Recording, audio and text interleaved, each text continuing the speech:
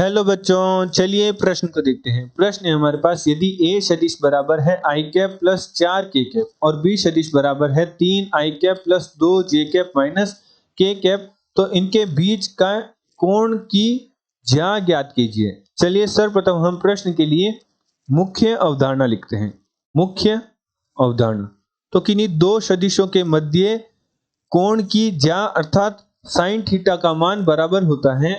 यदि हमारे पास एक सदिश दे रखा हो a सदिश और दूसरा सदिश दे रखा हो b सदिश और दोनों सदिशों के मध्य कोण थीटा हो, तो साइन थीटा बराबर होता है a सदिश का b सदिश के साथ सदिश गुणनफल का परिमाण बटा a सदिश का परिमाण गुणा b सदिश का परिमाण। तो निम्न सूत्र की सहायता से हम किन्हीं दो सदिशों के मध्य कोण की ज्या ज्ञात कर सकते हैं। अतः प्रश्न अनुसार प्रश्न में हमें a सदिश बराबर दे रखा है, जो कि हमारे पास है i cap plus 0j cap plus 4k cap.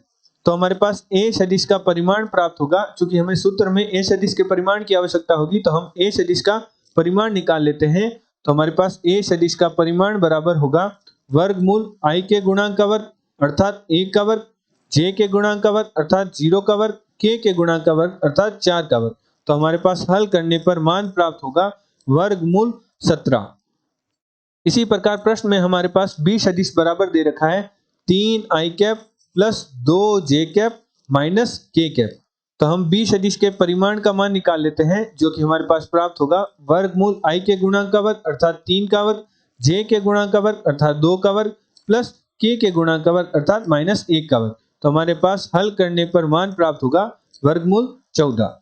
और हमें a सदिश का b सदिश के साथ सदिश गुणनफल के परिमाण की भी आवश्यकता होगी।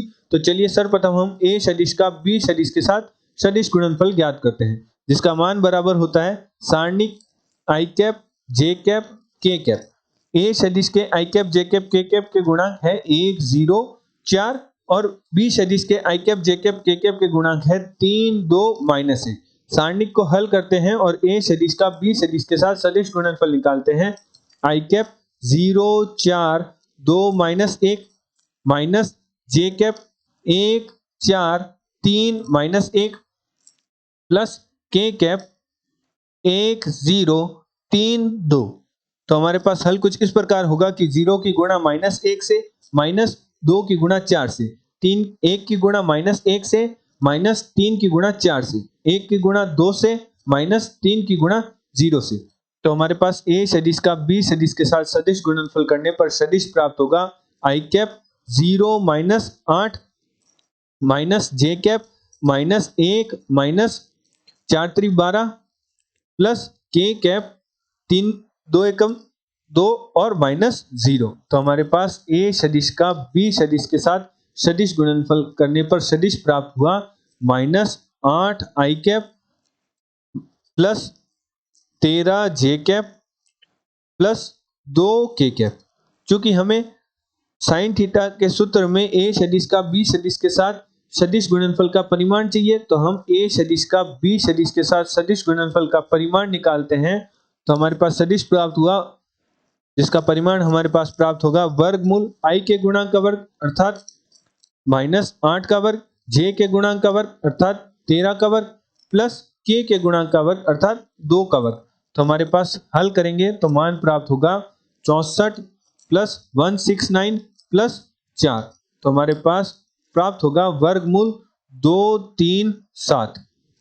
चूंकि मुख्य अवधारणा में हमने सूत्र देखा था कि इन दो सदिशों के मध्य कोण की ज्या अर्थात साइन थीटा बराबर होता है a सदिश का b सदिश के साथ सदिश गुणनफल का परिमाण बटा a सदिश का परिमाण गुणा b सदिश का परिमाण। तो मान रख देते हैं, हमारे पास a सदिश का b सदिश के साथ सदिश गुणनफल का परिमाण प्राप्त हुआ था वर्गमूल 237 और हमारे पास a सदिश का परिमाण प्राप्त हुआ था वर्गमूल 17 और b सदिश का परिमाण हमारे पास प्राप्त हुआ था वर्गमूल 14। तो गुणा करने पर हमारे पास प्राप्त होगा वर्गमूल, हमारे पास अंश में तो प्राप्त होगा 237 और हमारे पास हर में प्राप्त होगा 17 की गुणा जब 14 से करेंगे तो हमारे पास प्राप्त होगा 238। तो हमारे पास दो सदिशों के मध्य कोण की ज्या अर्थात साइन थीटा का मान बराबर प्राप्त हुआ वर्गमूल 237 बटा 238। आशा करते हैं आपको प्रश्न का हल समझ आया होगा। धन्यवाद।